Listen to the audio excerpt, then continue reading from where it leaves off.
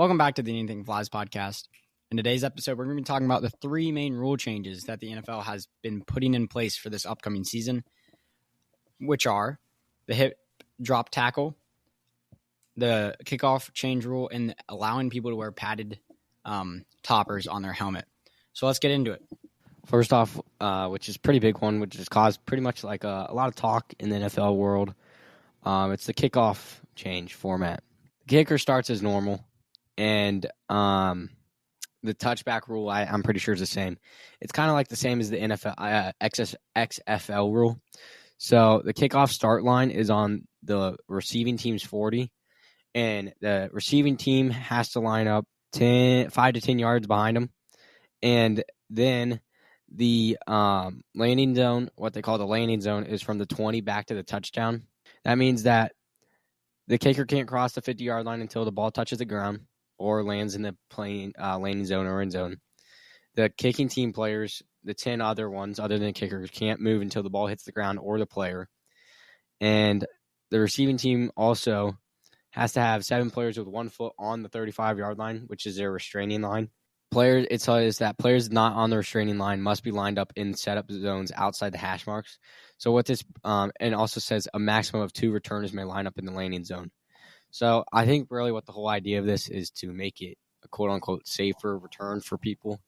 I think it's kind of good. They might as well just take out the kickoff. They might as well just have everyone start at the 25-yard line, because basically what they're doing is making it harder for people to return and stop kicks. So I don't think this is good for the game. But okay, well, my thoughts on that is I personally think they are just ruining the NFL with that kickoff. Bring back old football. All right, with that, we'll be moving on to the hip drop rule. The hip drop rule is when a defensive player tackles a ball carrier and rotates his hips, taking the weight off of himself and dropping it onto the player's legs during the tackle. The hip drop tackle will result in a 15-yard penalty and an automatic first down if a player uses the following move to bring a runner to the ground. So pretty much this is just also to prevent injuries. This has happened many times in the NFL. One was to Mark Andrews for the Ravens tight end, taking him out of the game and for the rest of his season last year. It's happened to a lot of the big tight ends when the defenders can't really lower their shoulder at him and just bring him to the ground. They gotta put their weight on their legs, which is the weakest part, and take them down. So I personally think this is just a very bad idea for the NFL.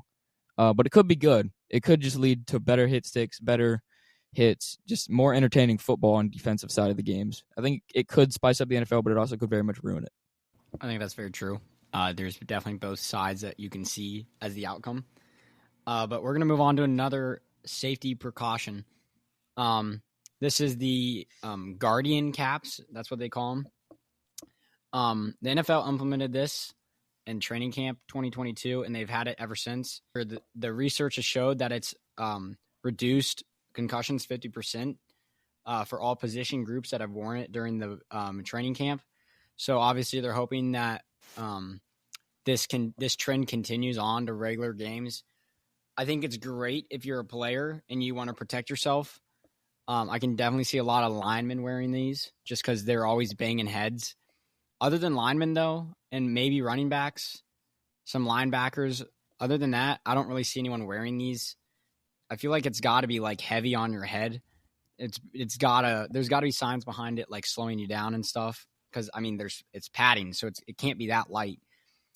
2, it looks goofy, especially for instance, you're the Browns. You're not having an orange cap. It's not going to be orange, so it's going to look dumb.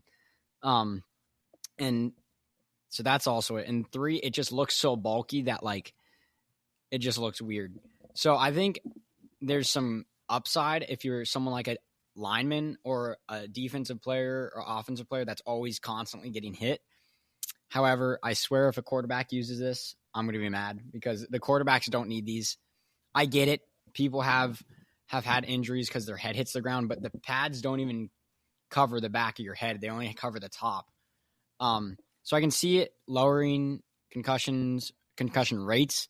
However, I don't think it's necessary for all 12 men all 11 men on the field, offense and defense, to be using these at all times. Yeah, I just think it's like a little weird that they say how amazing technology is and about how amazing their helmets are, but then now they have to have an add-on to their helmet to make it quote unquote safer.